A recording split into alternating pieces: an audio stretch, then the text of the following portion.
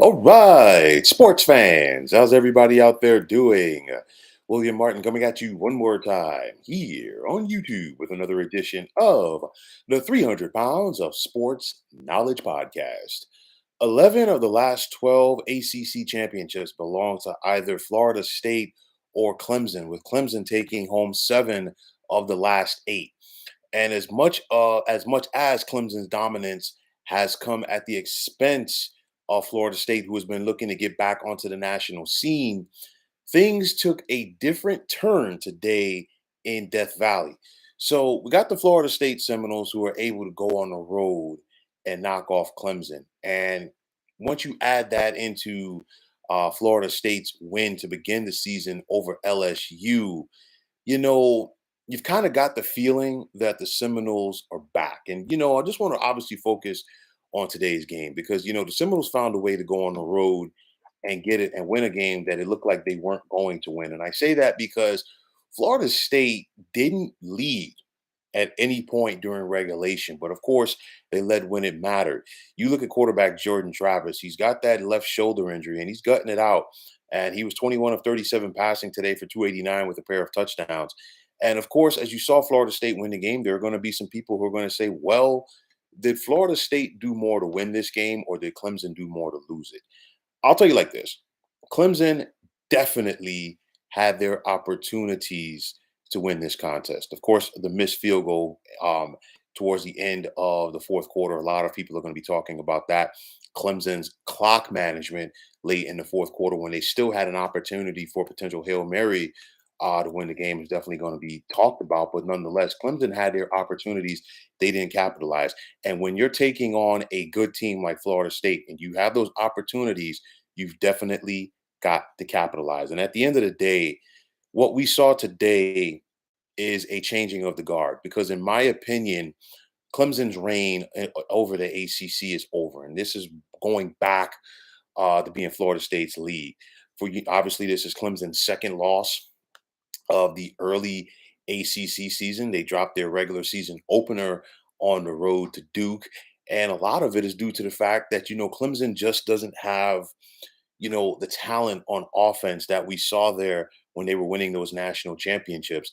And for me, first and foremost, for head coach Dabo Sweeney, he needs to adjust and adapt, to the changing landscape of college football. And that changing landscape of college football is coming down to the transfer portal. You got to dip your foot into that water, go out there and get those players that are available that maybe you looked over, maybe you wanted to recruit, maybe you didn't recruit first time around coming out of high school for them.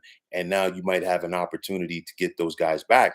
Because I looked at Clemson play today, and Clemson played as good as they could play, and they still didn't win the game. And I say that because Clemson has a solid defense. Okay. And you look at quarterback Cade Klubnik, he was 25 or 38 passing for 283 with a TD. Clemson had 146 yards on the ground. You're talking about this Clemson team. There was 6 of 14 on third down. They controlled the ball for more than 34 and a half minutes. They did everything except win the game. And with that said, a lot of that comes down to the fact that, unlike in years past when they were competing and winning those national championships and dominating over the ACC, they don't have those explosive playmakers right now on offense. And that's going to what we saw from Clemson today, the effort that they gave. That's probably going to be good enough to beat 80 to 85% of the teams in college football. But once you get into that conversation of beating those upper echelon teams, the teams that Clemson was able to beat, when they were consistently a top 10 team, that's going to be the difference. And that is the difference for this program. But getting onto the other side of the ledger with Florida State, this team is definitely trending upward. Mike Norvell has done a solid job in his brief tenure in Tallahassee, turning around this program, getting the players in to fit his system.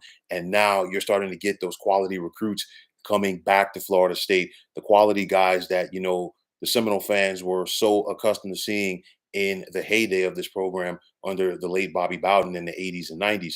So when it's all said and done, I think, again, this was a changing of the guard for Florida State. And I think this team is set to be off to the races. And I say that because they were able to get over the hurdle that was LSU. And remember, they dominated LSU in that contest in the second half, rather. They got the win today over Clemson. They've got a week off before they host Virginia Tech. They host Syracuse at Duke, or pardon me, they're home for Duke on the 21st. That could be a battle of two ranked opponents, but honestly, with the exception of that Miami game on November 11th, I really don't see anybody who could potentially slow down Florida State in their trek to win the ACC. Obviously, they'd have to, play in the ACC championship game, but nonetheless, I picked this Seminoles team to reach the college football playoff preseason. I'm sticking with it. They're looking good so far, and I think the sky's the limit for Mike Norvell and his Seminole squad here in 2023. So, folks, that is going to wrap it up. And as always, I want to take this time out to thank you for tuning into the 300 Pounds of Sports Knowledge podcast here on YouTube. Now, I want to take this time out to thank all of you fine folks out there for tuning in. And if you have not already, please feel free to subscribe to this channel. Now, if you're on the X, formerly known as Twitter, please feel free to follow me at 300 Pounds of Sports. And like I always say, if you follow me, it'll be my pleasure to follow you right back. There's also the sports discussion group on Facebook at the Sports Depot 365. Now you can check it out. Drop a line and be a part of one of the better sports debating sites going on social media. So once again, fine folks, my name is William Martin. I am signing off, and I'm saying take care and have yourselves a wonderful day.